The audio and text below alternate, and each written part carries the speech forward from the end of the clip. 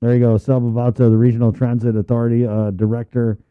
And we've been talking about, let me bring Sean on for this. This has been something, transit, right? It's been one of these like unattainable, right up there with aquaculture.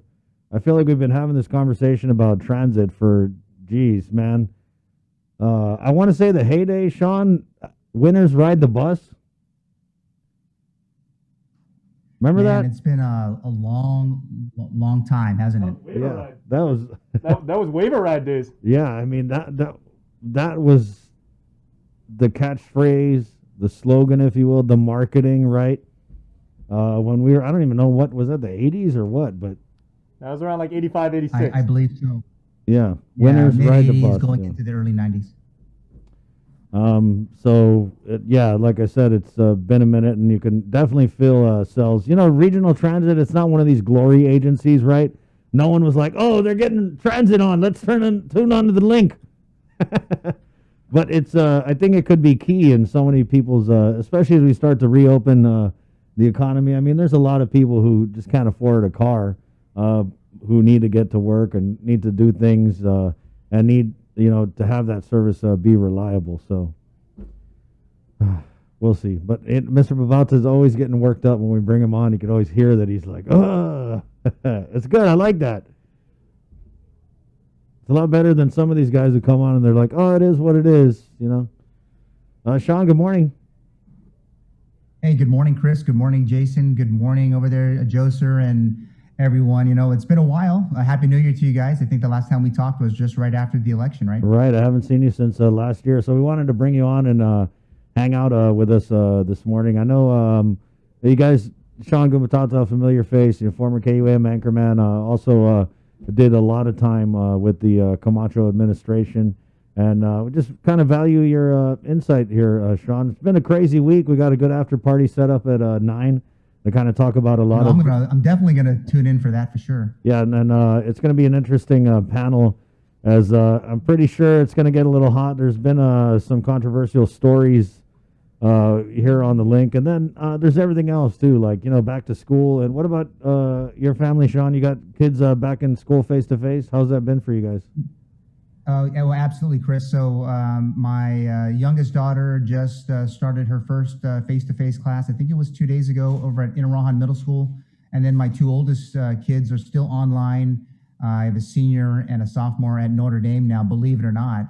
And so they're all kind of adjusting. I think they go back to school on February 1st. So from in terms of how the whole back to school thing is going, and I just want to maybe a gratuitous plug for my new podcast. It's called That's It, That's All. But it's we talked about this particular issue, Chris, and the important thing is that a lot of people put a lot of time into getting back to school in terms of getting everyone ready.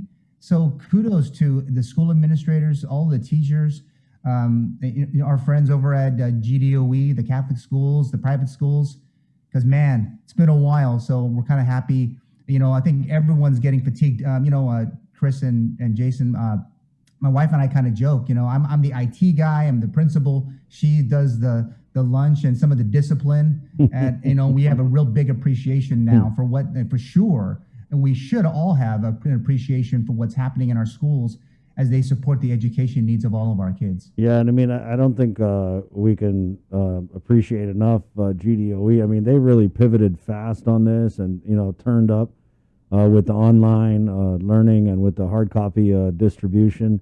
I mean, I know there were just a lot of kids, and maybe even some parents too, who were just like, "Oh, grown," when they did really push the online learning and the hard copy distribution, just because it was kind of a return to normal. I feel like GDOE during this pandemic, from the food, distribution that they were a huge part of way back in the first wave, to the Right. Standing up of the online and the hard copy distribution. They've definitely been able to pivot quickly, and that's what they did. With, it just crazy. Seems just like the other day in December when we were talking to John Fernandez about some of the metrics they were using to measure what was going on COVID wise, and what those metrics meant in terms of reopening. I remember when he first talked about reopening and face-to-face, I think it was late November, December. It was just an idea.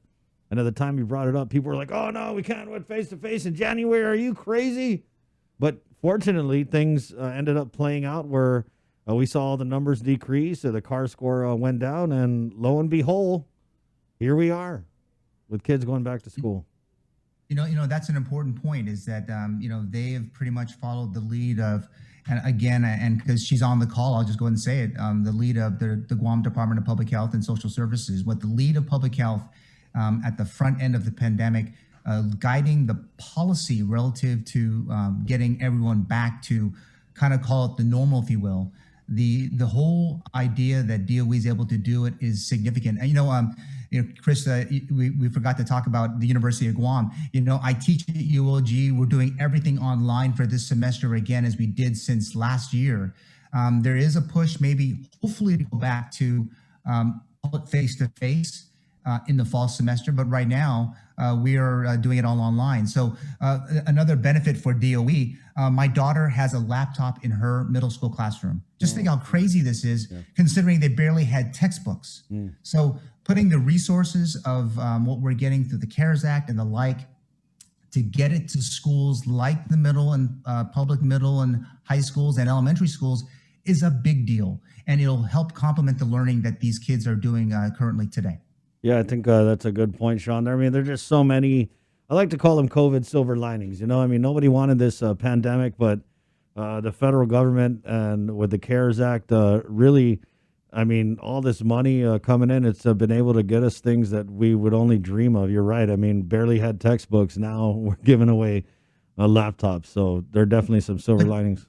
But to put it in the classroom and have them use it as part of their learning is pretty big deal. Yeah, Sean, we're gonna get Dr. Ann on here, so I don't know if you want to clock out for a little bit. That's Jason. Yes.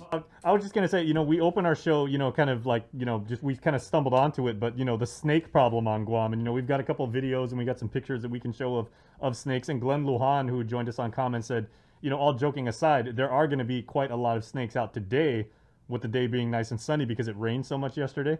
And so, Sean, as a longtime broadcaster, you covered the stories of when the brown tree snakes. It was almost comical, and they said the entire island's power system went down because a snake either decided to sun itself on one of the power lines or maybe tried to mate with, a transformer or something like that. And then, there were those days when they said the feds literally were dropping acetaminophen into the jungles to try and kill off the snake population. So, as a son of the South and everything like that, what are your thoughts on, the fact that we're still dealing with, these slithery pests?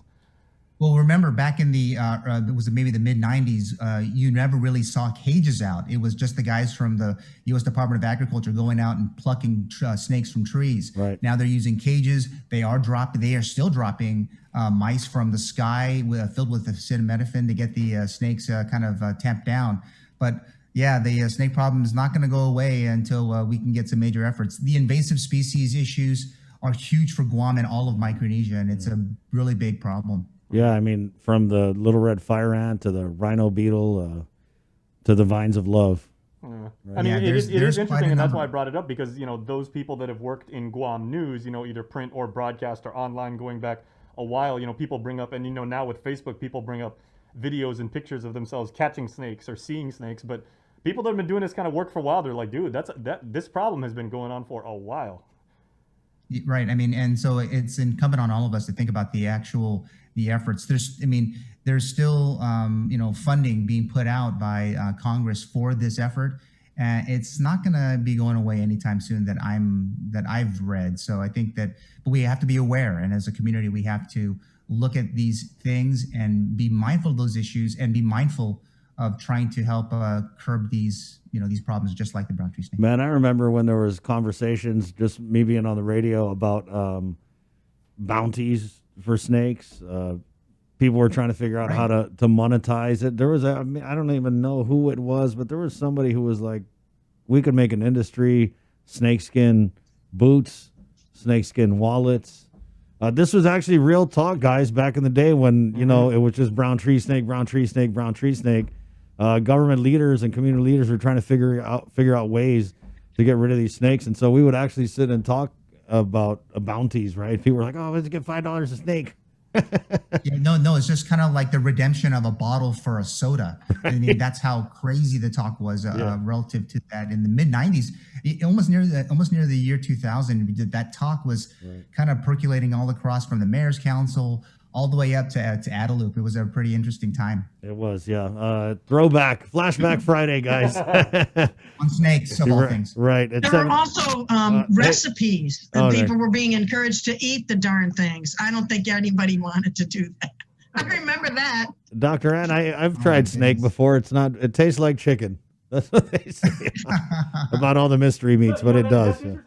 Dr. Pabutsky, good morning. First, hi, Dr. Ann. Yeah, welcome to the show. It's how much of people in your line of work as an epidemiologist and someone who tracks diseases does Guam snake problem pose, if at all? It's a totally different issue. It's not a health problem. It's an ecological problem. It's an problem for agriculture and the ecosystem because they preyed on the birds. And I don't know. I came in late. I didn't hear this. It's just another Jason Solis left field question. Don't mind, Dr. Ann. Okay, about the brown tree snake. Yeah. Okay. No, I was just curious if part of your scope of responsibility in do they carry disease is what he was trying to say. Yeah. Right, yeah. Okay. I will take a quick break, and we're going to come back with Dr. Ann Pabutsky from the Department of Public Health and Social Services. Well, that was a fail on my part. And Jason Solis's weird questions. Great job, Jay. Great job. Yeah, Jay, you go. We're back with more of The Link next. Good morning, Guam.